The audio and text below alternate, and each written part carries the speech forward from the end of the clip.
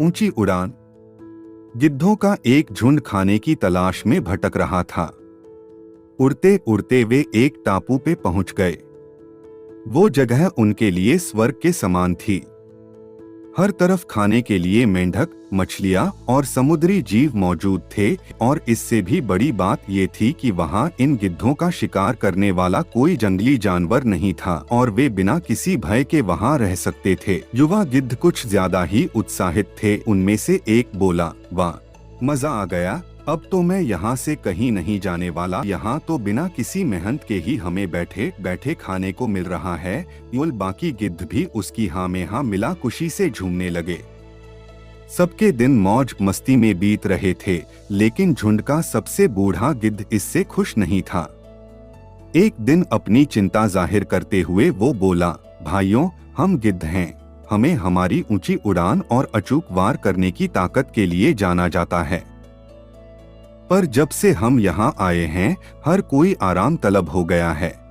ऊंची उड़ान तो दूर, ज्यादातर गिद्ध तो कई महीनों से उड़े तक नहीं हैं। और आसानी से मिलने वाले भोजन की वजह से अब हम सब शिकार करना भी भूल रहे हैं। ये हमारे भविष्य के लिए अच्छा नहीं है। मैंने फैसला किया है कि मैं इस टापू को छोड़ वापस उन पुराने जंगलों में लौट जाऊंगा। अगर मेरे साथ कोई चलना चाहे तो चल सकता है। बूढ़े गिद्ध की बात सुन बाकी गिद्ध हंसने लगे। किसी ने उसे पागल कहा तो कोई उसे मूर्ख की उपाधि देने लगा। बेचारा बूढ़ा गिद्ध अकेले ही वापस लौट गया। समय बीता। कुछ वर्षों बाद बूढ़े गिद्ध ने सोचा, ना जाने मैं अब कितने दिन जीवित रहूं, क्यों न एक बार चलकर अपने पुराने साथियों से मिल लिया जाए। लंबी यात्रा के बाद जब वो टापू पे पहुंचा तो वहां का दृश्य भयावह था। ज्यादातर गिद्ध मारे जा चुके थे और जो बचे थे वे बुरी तरह घायल थे। ये कैसे हो गया? बूढ़े गिद्ध ने पूछा।